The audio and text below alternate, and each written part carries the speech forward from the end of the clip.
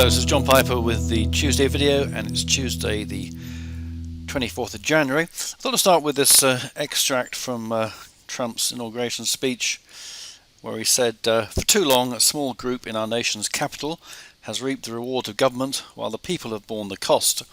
Politicians prospered, but the jobs left and the factories closed.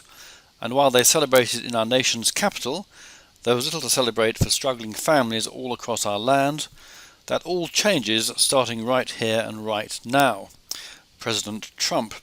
Now, this could be taken as a direct attack against the so-called deep state.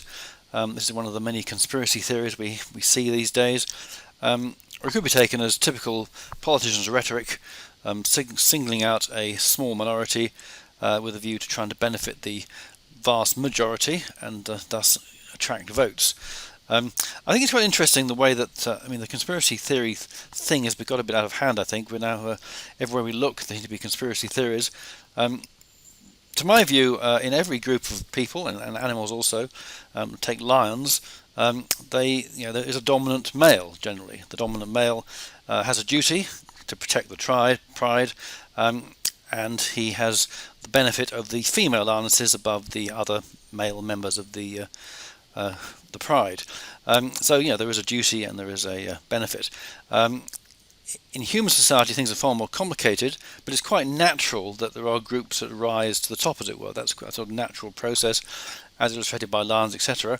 What happens with human beings, of course, is it is far more complicated, and the actual duties can become rather diluted, and the benefits can get bigger and bigger and bigger.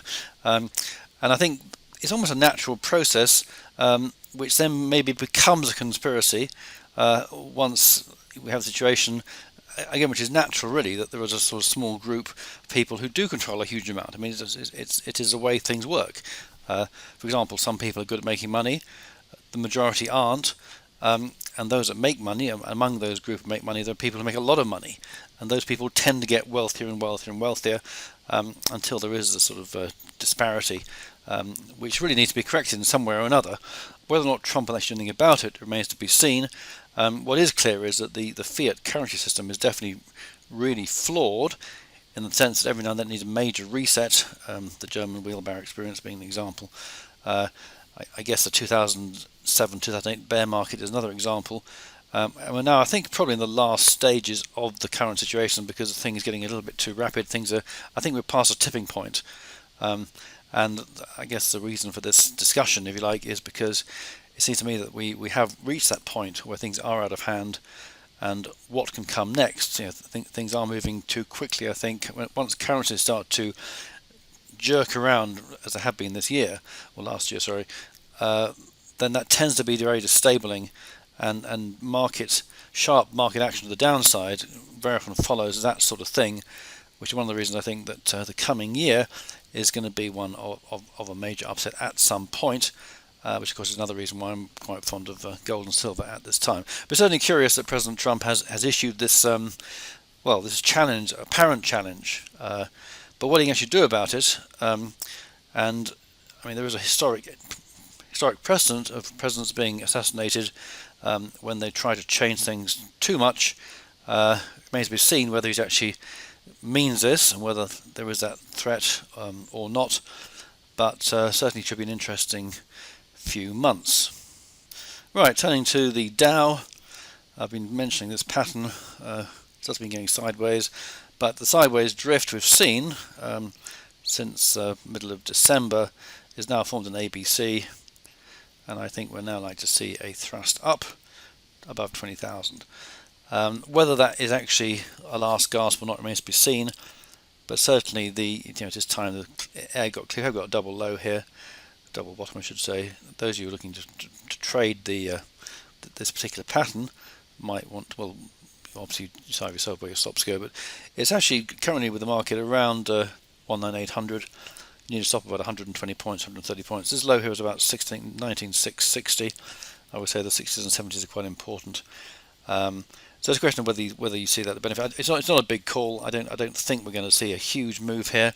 And if we see 5 waves up, so we see a third wave, maybe starting today even, a fourth wave and a fifth wave, Now that may be the first wave of 5, or it could be a complete pattern.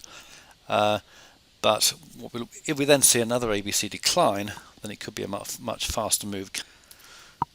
Alright, FTSE, view this various ways at the moment. I mean, it could be a 1, 2, 1, 2, 3, 4. So a bit more of a decline there. Could give us a third wave or a complete ABC. I don't think there's too much of a rush to go short at this point in time. I still think the Dow is very likely to see 20,000, so I think that will offer some support in the immediate future. If we saw a decline to there and then a fourth wave, that would give us an expectation of a fifth wave decline. That would be pretty bearish, although again we would expect a rally to come in at that point. But I really want to see more development here. I did have a small short position, but I locked in some profit and got stopped out at these highs around here somewhere. The pattern's not ideal at the moment in time. Difficult to count it precisely. The other wave count here was that we had a 1, 2, 3, 4, 5. That would then be a very subnormal 2 though. Well, that could be a 1, 2. I mean, it's possible we've got a third of a third coming in, but again, the pattern's not really that positive, and the Dow is looking good for the time being. Right, the DAX, again, still got just sideways drift the whole of this year so far. ABC here. Again, really, I think we're liable to see higher prices, but again, rather like the Dow, it may not be a very dramatic effect. Okay, here's the weekly chart of the Chinese market. This is the futures pricing, so this is why it differs from the IG prices. Big peak in the middle of 2015. Big one wave, and I count this as an A, B, C. I mean, there's a potential triangle here, although it's quite a tight one already, or at least it's tight on that side. So I suppose it's possible we could see a C wave, a D wave, and an E wave. That would actually delay any sell-off here. I'm not convinced by that count. Let's have a look at the action since this peak here fairly recently. Right, here's that peak.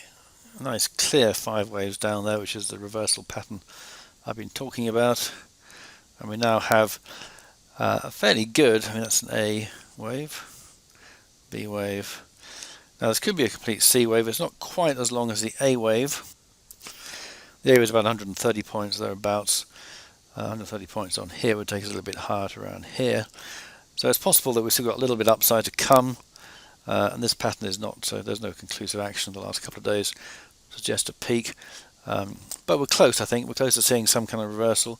I mean, having said that, of course, I mean, the wave C need not equal wave A. It could go a bit further than that. But the pattern is pretty much a classic, 5-wave decline, ABC rally. It's just waiting for the confirmation that the peak is in. Which part I'll be showing a sell signal, obviously. There is that possible of a triangle. Even that should give you quite kind of decent profit margin going into, if we see another leg down as part of a triangle, it should still be a decent move. Maybe this is about 400 points almost. So that kind of thing, which is acceptable. If it goes through and this is another leg down, then it could be 1,000 plus points. So decent move to come in. Right, on that note, I'll call it a day. I found that interesting and useful. I'm back to the report. I'm back with a weekend report. I'm flying back to Europe on Wednesday, Thursday, so no report on Thursday, I'm afraid. If something interesting happens, I'll do something on Friday instead. Have a great day. Thanks for listening, and bye for now.